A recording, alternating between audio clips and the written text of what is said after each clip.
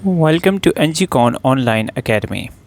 इस लेक्चर में हम क्रिस्टल की डिटेल्स और क्रिस्टल्स की क्लासिफिकेशन को स्टडी करेंगे। So the first concept that we have is crystal lattice. So जब हम कोई भी क्रिस्टल उठाएं तो क्रिस्टल एक डेफिनेट शेप में हमें मिलता है।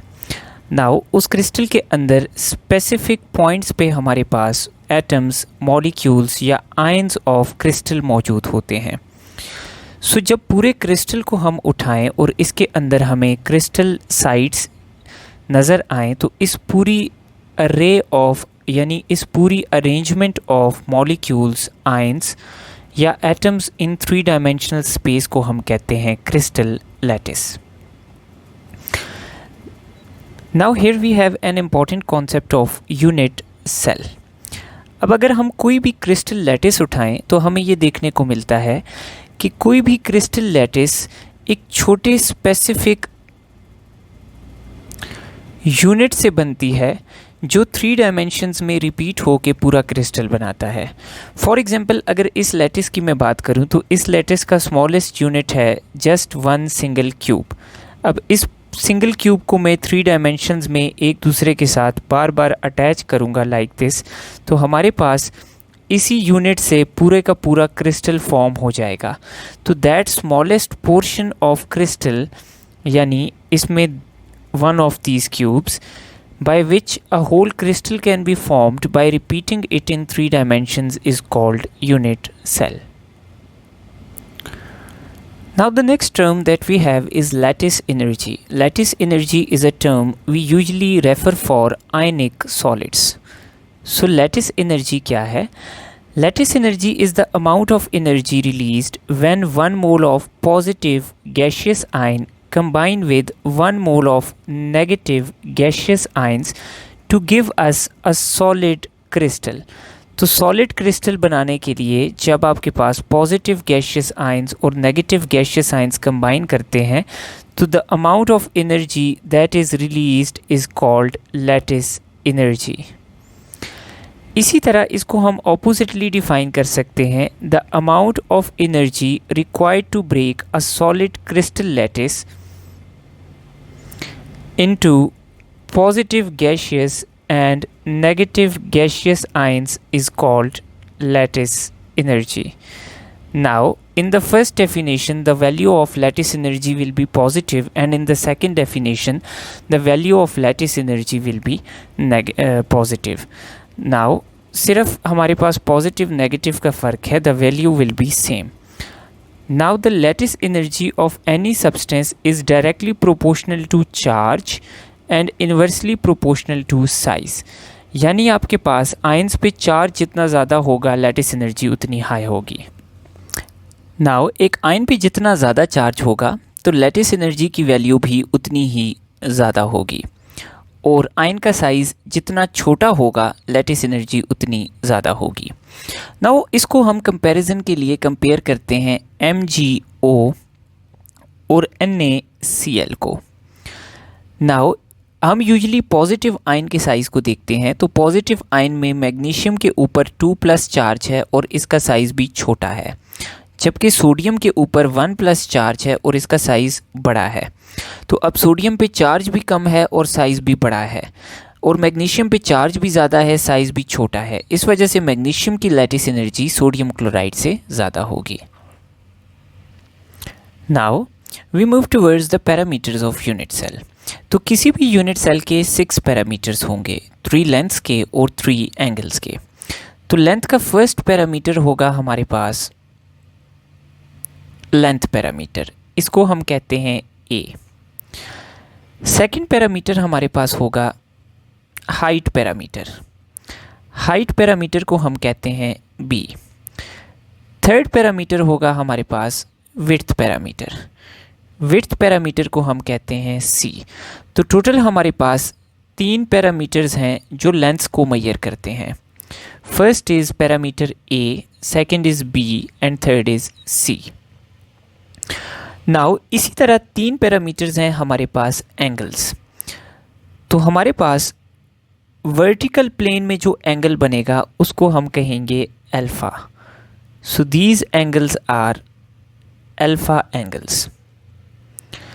देन हमारे पास नेक्स्ट जो हॉरिजॉन्टल प्लेन में एंगल बनेगा उसको हम कहेंगे gamma.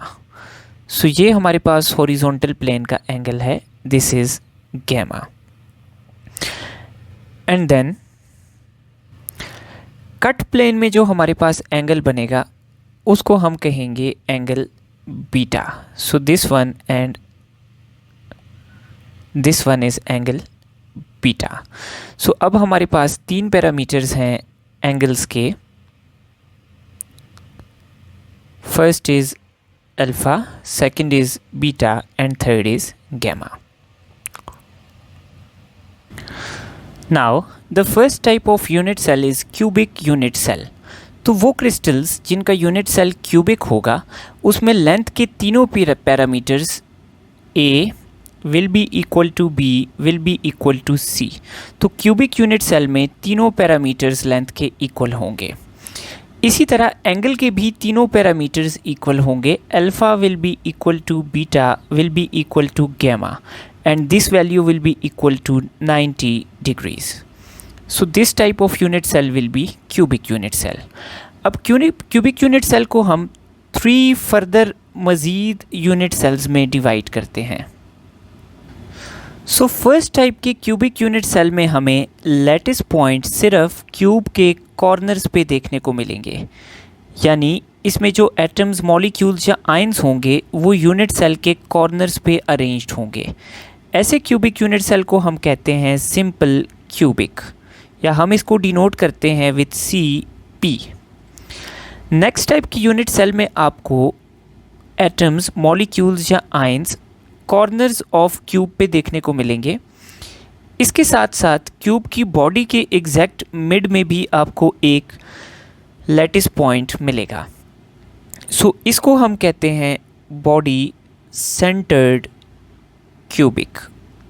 It is denoted by BCC. Then third type of cubic unit cell में हमें lattice points मिलेंगे first of all on the each and every corner of cube. अब हर corner of cube के अलावा हर face के mid में भी एक point मिलेगा। Like इस face के mid में यहाँ पे पॉइंट होगा, अपर फेस के मिड में इधर पॉइंट होगा, लोअर फेस के मिड में इधर पॉइंट होगा, इस साइड के फेस में इधर पॉइंट होगा, फ्रंट फेस में हमारे पास मिड में यहाँ पॉइंट होगा और बैकवर्ड फेस में मिड में यहाँ पे पॉइंट होगा। सो ऐसे यूनिट सेल को हम कहते हैं फेस सेंटर्ड क्यूबिक। इसको हम डिनोट करते हैं bye FCC. So these are 3 different types of cubic unit cells. Now next type of unit cell is tetragonal unit cell.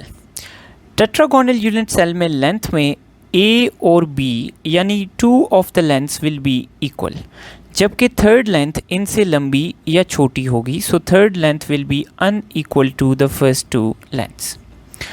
और अगर इसमें हम बॉन्ड एंगल्स की बात करें तो बॉन्ड एंगल्स तीनों इक्वल होंगे। Alpha will be equal to beta which will be equal to gamma, और इन 3 वैल्यू हमारे पास तीनों की होगी 90 डिग्री, यानी तीनों राइट एंगल्स होंगे।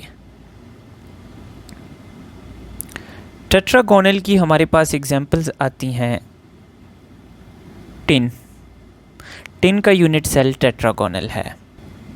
Now the third type of unit cell is orthorhombic, या जिसको हम कॉमनली रोम्बिक भी कहते हैं। सो ऑर्थोरोम्बिक में हमारे पास तीनों लेंथ्स अनइक्वल होंगी, लेकिन अगर बॉन्ड एंगल्स की बात करें तो तीनों बॉन्ड एंगल्स हमारे पास इक्वल होंगे and they will be equal to 90 degrees.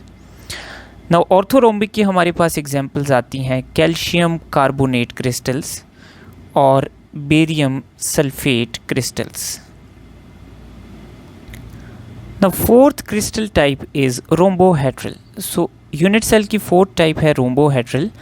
इसमें A will be equal to B will be equal to C, तो तीनों बॉन्ड लेंथ्स हमारे पास बराबर होंगी।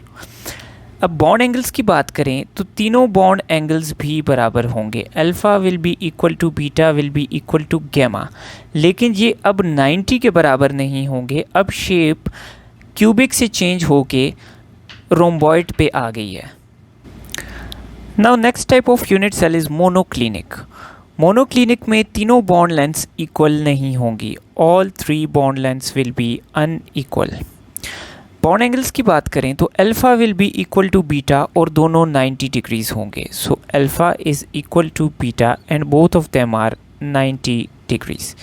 जबकि थर्ड बॉन्ड एंगल यानी gamma will not be equal to either alpha और beta. तो हमारे पास जो गैमा बॉन्ड एंगल है ये बाकी दोनों से डिफरेंट होगा और 90 डिग्री भी नहीं होगा। So lead chromate is an example of such a substance. Now next is triclinic. Triclinic में alpha will be unequal to beta will be unequal to gamma। इसमें तीनों बॉन्ड एंगल्स हमारे पास एक दूसरे से डिफरेंट होंगे और इनमें से एक भी 90 डिग्री के बराबर नहीं होगा। और अगर हम लेंथ की बात करें तो length A will be unequal to length B will be unequal to length C। तो इसमें तीनों बॉन्ड लेंथ्स और तीनों बॉन्ड एंगल्स एक दूसरे से डिफरेंट होंगे। ये सबसे distorted type of unit cell है। Now the 7th and last type of unit cell is hexagonal unit cell. Hexagonal unit cell में दो लेंथ्स A और B बराबर होंगी, जबकि थर्ड लेंथ हमारे पास अनइक्वल होगी। और बॉन्ड एंगल्स की बात करें तो बॉन्ड एंगल्स अल्फ़ा और बीटा दोनों बराबर होंगे and they will be equal to 90 degrees. जबकि हमारे पास बॉन्ड एंगल गैमा जो है वो इनके अनइक्वल होगा और बॉन्ड एंगल गैमा की जो हमारे पास वैल्यू है that will be equal to 120 degrees. Now the major examples are zinc oxide and graphite. So these were the 7 different types of unit cell that we see in different types of crystals। अब ये 7 different unit cell almost 280 different types के crystal बनाते हैं different pattern of arrangement को adopt करके।